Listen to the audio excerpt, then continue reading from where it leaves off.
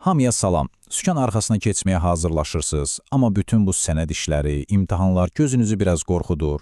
Heç narahat olmayın. Bugün biz bütün bu prosesi sənədləşmədən tutmuş imtahanlara qədər addım-addım sizin üçün asanlaşdıracağıq. Yaxşı, gəlin başlayaq bütün bu prosesi A-dan Z-yə addım-addım sizin üçün bir xəritə kimi cızacağıq ki, heç bir yerdə çaşıb qalmayasınız.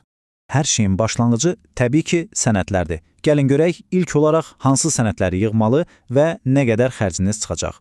Deməli, baxın, 4 dənə əsas sənəd var. Birincisi, təbii ki, şəxsiyyət vəsiqəniz.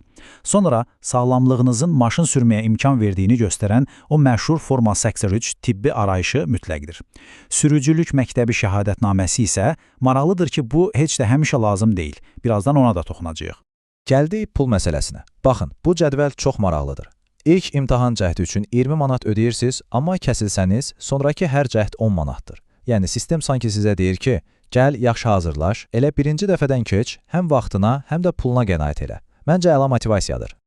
İndi isə gəldik ən həyəcanlı yerə, nəzəri imtahanın sirlərini açmağa və bu mərhələni uğurla keçməyə.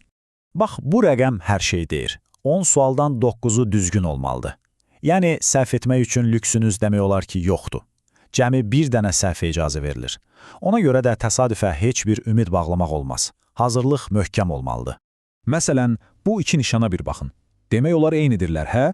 Amma aralarında dağlar qədər fərq var. Biri deyir ki, diqqətli ol, qabaqda piyada keçidi var. O biri isə keçidin tam başladığı yeri göstərir. İmtahanda sizdən məhz bu cür incəlikləri bilməyi gözləyirlər.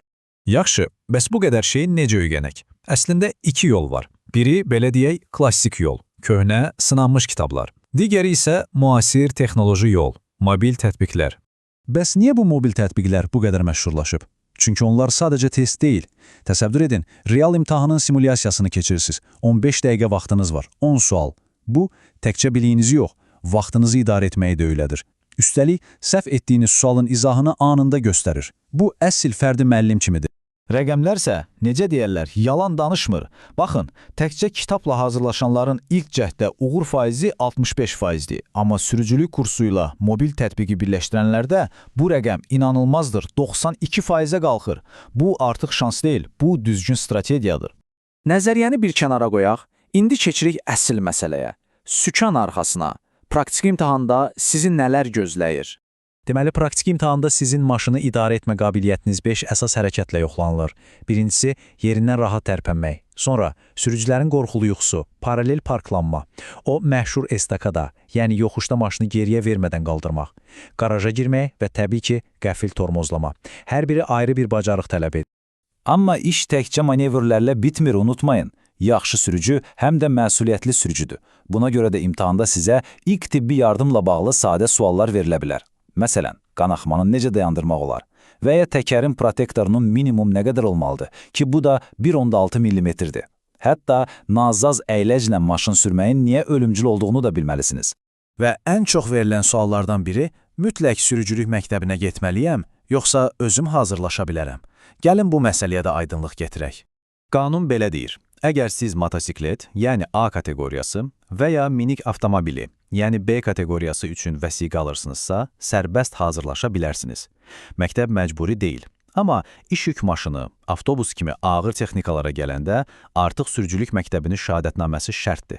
Yəni, minik avtomobili üçün seçim azadlığınız var. İndi isə bir anlıq bugündən uzaqlaşaq və gələcəyə baxaq. Görəsən, bütün bu imtahan prosesini gələcəkdə nələr gözləyir? Texnologiya bu sahəni necə dəyişə bilər?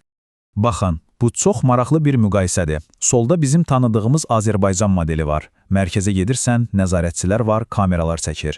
Sağda isə ABŞ-ın Arizona ştatının modeli. Təsəvvür edin ki, nəzəri imtahanı vermək üçün heç yerə getmirsiniz. Evdə, öz kompüterinizdə, valideyninizin və ya təlimatçınızın nəzarət altında imtahanı verirsiniz.